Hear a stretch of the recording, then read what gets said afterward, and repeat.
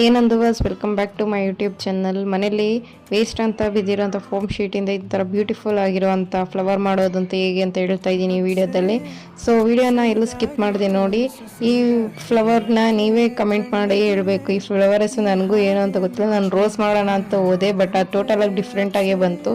So ವಿಡಿಯೋನ ಏನು explain ಮಾಡೋಷ್ಟಿಲ್ಲ, process ನೀವೇ ನೋಡಿಕೊಂಡು ವಿಡಿಯೋ ಇಲ್ಲಿ ಇಷ್ಟ ಆಗಿದೆ. ನನ್ನ ವಿಡಿಯೋ ನಿಮ್ಗೆ ಇಷ್ಟ ಆಗಿದ್ರೆ ಪ್ಲೀಸ್ ಕಮೆಂಟಲ್ಲಿ ಫ್ಲವರ್ ಅಂತ ಹಾಕಿ, ವಿಡಿಯೋ ಲೈಕ್ ಮಾಡಿ, ಶೇರ್ ಮಾಡಿ, ಕಮೆಂಟ್ ಮಾಡಿ, ಸಬ್ಸ್ಕ್ರೈಬ್ ಮಾಡ್ಕೊಳ್ಳೋದು ಮಾತ್ರ ಮರಿಬೇಡಿ.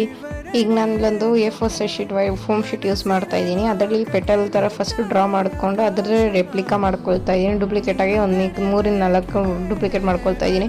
ಇವಾಗ ಆ ಥರ ಯಾಕೆ ಕಟ್ ಮಾಡೋದು ಅಂದ್ಬಿಟ್ಟು ಫಸ್ಟು ಎಲ್ಲ ಸ್ಕ್ವೇರ್ಸ್ ಕಟ್ ಮಾಡಿ ಆಮೇಲೆ ಅದು ನೀಟಾಗಿ ಫೈನ್ ಔಟಲ್ಲಿ ಶೇಪ್ ಔಟ್ ಕಟ್ ಮಾಡ್ತಾ ಇದ್ದೀನಿ. ನೀಟಾಗಿ ಪೆಟಲ್ ರೀತಿ ಕಾಣಿಸ್ಕೊಳ್ಳೋ ರೀತಿ ಕಟ್ ಮಾಡ್ತಾ ಇದ್ದೀನಿ. ಈಗ ನೀಟಾಗಿ ಫೈನ್ ಮಾಡ್ಕೊಳ್ತಾ ಇದ್ದೀನಿ. ಒಂದು 7-8